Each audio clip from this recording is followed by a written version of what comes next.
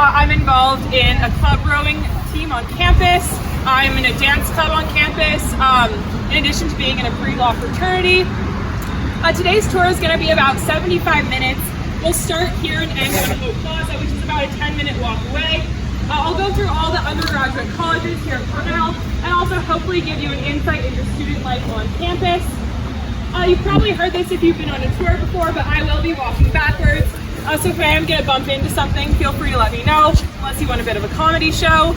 Also, today's tour is a bit larger today, so if you're in the back and can't hear me and would like me to repeat something, feel free to let me know. We'll also stop about halfway through the tour for questions, so there'll be a designated question area, but you are free to ask questions throughout the tour as well. If we don't have any questions before we get started, we can get walking this way.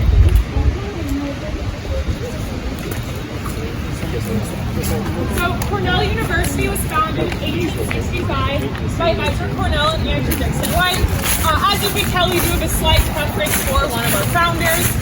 But the founding of Cornell does start a few years prior with the signing of the Morrill Land Grant Act. And this act gave plots of land to U.S. states to create colleges that were deemed necessary at the time.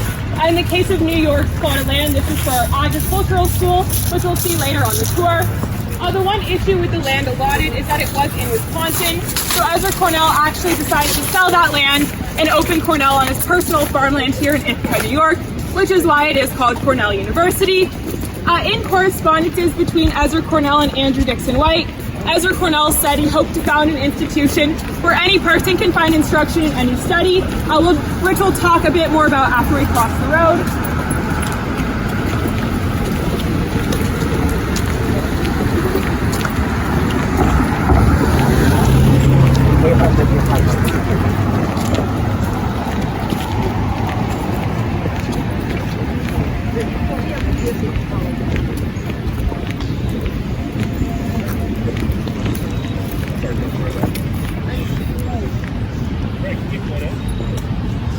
As I mentioned, any person, any study is our motto at Cornell today. Cornell is actually the only Ivy League school to have a motto in English, not in Latin, and that kind of is a nod to our aim of inclusivity at Cornell. One great example of the any person, any study mission can be seen across the street over there at 626 Thurston. 626 Thurston is a resource center open to all Cornell students, but also aimed to help our first-year students adjust to their time on campus with various resource centers for them.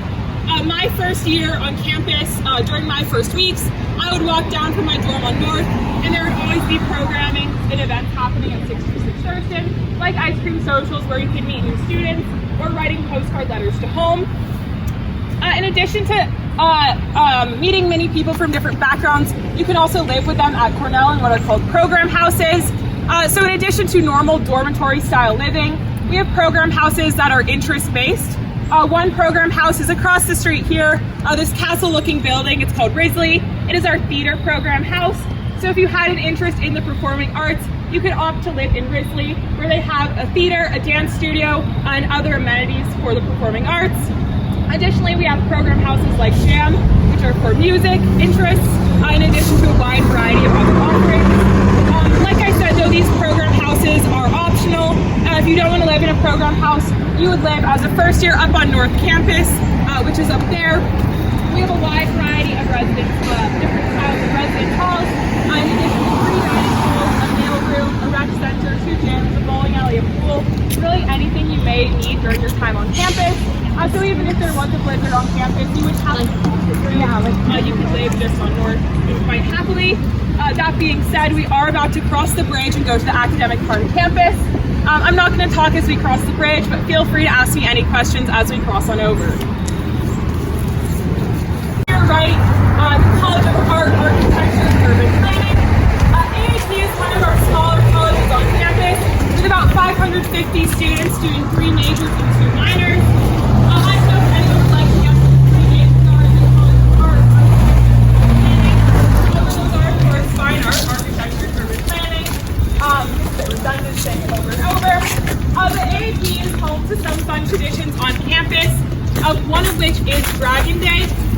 So Dragon Day takes place with our architecture students. In the weeks leading up to spring break, these students will construct a massive dragon of about 80 feet long that will start here in the arts quad on campus and parade eventually to the engineering quad, where it will face off against a phoenix made by the engineering students. You may be wondering, do the architects win? Do the engineers win? And the truth is, it always goes to the architects, and students really don't know when the stage is right. This tradition used to end with the burning of the phoenix and the dragon on the arts quad. The Ithaca Fire Department was not too keen on this tradition, though, so now they just rip up the dragon and phoenix and take a piece home. In addition to that in AAP also has some really cool study abroad programs, one of which is called Cornell in Rome. This is where our architecture students will go to Rome with Cornell students and Cornell faculty. They'll take Cornell classes, but they just have the opportunity to study architecture in a very architecturally rich part of the world. If you don't want to go that far and don't want to go all the way to Rome, we have a similar program called Cornell in NYC, just a bit closer to campus on Ithaca. In AAP, our architecture program is 5 years long, and this might sound a little unusual, but this is pretty standard for a Bachelor of Architecture, just because the extra year allows architecture students to enter directly into the workforce without having to do extra apprenticeships, and it also helps them pass any exams they may need to pass to become an architect. This program was actually pioneered at Cornell and is now pretty common across other architecture programs in the US.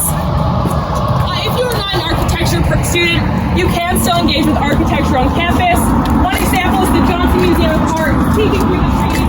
It's got Ursula Stevens building over there, and it is our art museum on campus. The Johnson Museum was actually designed by the same architect who designed the pyramids, so that is quite interesting feature of our campus. Additionally, where we are right now, the Arts Quad was home to Cornell's original buildings, which are these three buildings across the street called Old Stone Row. And Old Stone Row and this building we're coming up to right now, Goldman Smith Hall, is the origins of one of the oldest feuds on campus between our two founders, Ezra Cornell and Andrew Dixon White. To make a long story short, these two men had very different architectural preferences, and they could not decide how they wanted to build Cornell's campus. Ezra Cornell preferred the Second Empire architecture style of Old Stone Row, and A.D. White preferred the neoclassical Goldman Smith Hall. And so the story goes that when A.D. White was out of town, Ezra Cornell started building Old Stone Row without his permission, and vice versa. When Ezra Cornell was out of town, A.D. White built Goldman Smith Hall without his permission. And what's quite funny is outside of Goldman Smith Hall, there's a statue of A.D. White. Outside of Old Stone Row, there's a statue of Ezra Cornell. And so there are two ways to look at it. Either the men are guarding their preferred architectural styles, or they're doomed to look at the architectural style they hated for all of eternity. So as I mentioned, we are on the Arts Quad. This is home to the College of Arts and Sciences, my home college and the best college on campus. Not biased at all. We have about 4,600 students studying 41 majors and 70 minors. So in arts, you have a wide variety of courses you can study. All arts students are encouraged to take a variety of classes through our distribution requirements in arts. These are 10 areas of study you have to take a class in order to graduate. But what's nice about our distribution requirements is there's not one specific class you have to take to fulfill the requirement, but more so a broad genre of course study. So if you're not really into math, you could take a class called the History of Mathematics to fulfill your math distribution requirement. I have a friend who was in that class last semester, and her table partner was actually a math major taking it to fulfill his history requirement. So don't be worried about fulfilling these distribution requirements. You do still have a lot of flexibility in what you would like to study. Additionally, in arts, we have 2 required classes that are required for all Cornell students, and those are your first year writing seminars. These classes are very small. They're capped at about 17 people, and their aim is to help you upgrade your high school writing level to the college level, while also giving you an opportunity to meet professors in a really tight-knit community. My first year writing seminar was on imperial politics in ancient Rome. It was a quite niche class, but it also helped me decide that I wanted to do a classics major. And that professor I had in my first year writing seminar is actually going to be writing some letters of rec for me for my study abroad. So I think that goes to show how great these programs are at integrating you into the Cornell community. Additionally, on the arts quad, we have the McGraw Clock Tower, a pretty prominent feature of Cornell's campus that was recently under renovation but is now open. The McGraw Clock Tower, about 3 times a day, the Chimes Masters will climb to the top and play concerts for students, which is really nice, especially when you're studying in libraries surrounding the clock tower. On a day like today, they might play Here Comes the Sun by the Beatles, take a job at the Ithaca weather, and during finals week, they might play If I Only Had a Brain, which I've definitely repeated that to myself a few times during my time here. But the library system at Cornell is very vast. We have 18 libraries.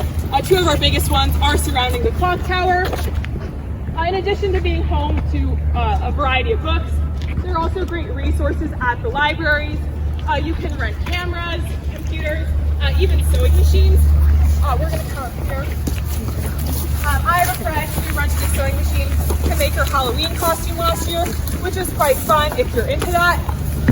One of my favorite libraries on campus is actually about 4 stories beneath us right now, and that is the Crockware Manuscript Collection.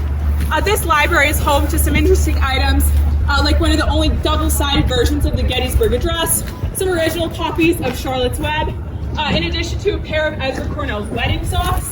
The reason why these socks are kept under lock and key underground is because they actually went to space with a Cornell alum.